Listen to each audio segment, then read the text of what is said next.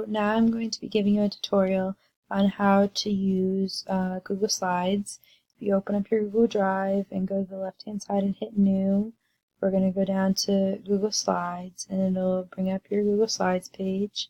It'll bring you right into a presentation, but if you wanted to back out on the left hand corner and hit Slides Home, it would bring you like how Google Docs and Sheets are set up with new presentations, specific template gallery, same thing. My other presentations I've had, how I want to have it set up.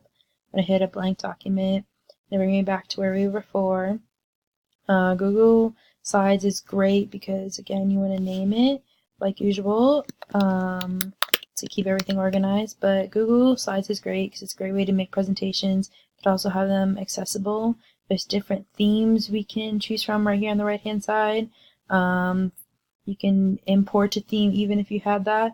We're just going to add it here, and we could add a title, test slide, and we're going to write by me, and there you go. So this is a slide. Now at the top where we have file, edit, view, arrange, format slide, arrange, all that kind of stuff, there's slide. You can hit new slide, duplicate slide, delete slide, skip slide, change the background, apply, change transition, so which is great.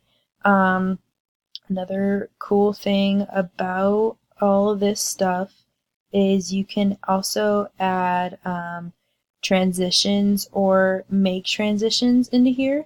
So if we were on this specific text box, you'll see how you have all of these icons. We have text box, insert image, shape, your border weight, your fonts, and there's more. There's formatting options, which is great. If we want to X out of here, everything comes into full bar. So it's great that you can have this. There's also this how I can add new slides, and it'll follow the template theme. So it's all like under the same text, layout, theme, transition. See how it says background, layout, theme, transition. So if we're going up here, we're going to hit transition, and I can hit this text box. And on the right hand side it says no transition, add animation. We can, for example, there's difference appear, disappear. So it can be appear, on click, after previous, or with previous. We're going to do on click. And it's going to be, you can do it slow, medium, fast. And we're going to hit play. So once I click it, it would hit test slide, so we can hit stop. We're going to add animation. We can add animation to this specific box. We can add up here, on click, or we're going to do after previous, and we're going to hit play. So we're going to hit click, and it would be there.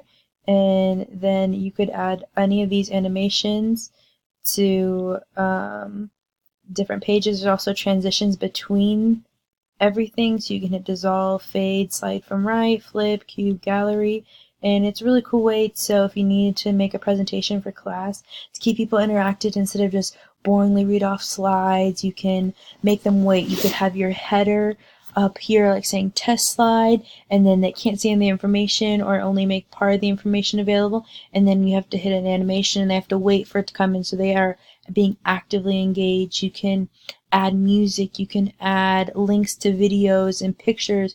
So this is a really cool way to make a cool presentation. And if let's say you were done, you can present the slides. So you'll see that it'll hit present. If I click test slide, and you'll be different options, notes, you can have a pointer, you can have tips. So we're going to hit exit because it'd be done. You can also share again with everyone. So this is a really great way to be creative but also be professional at the same time. So I hope this was helpful.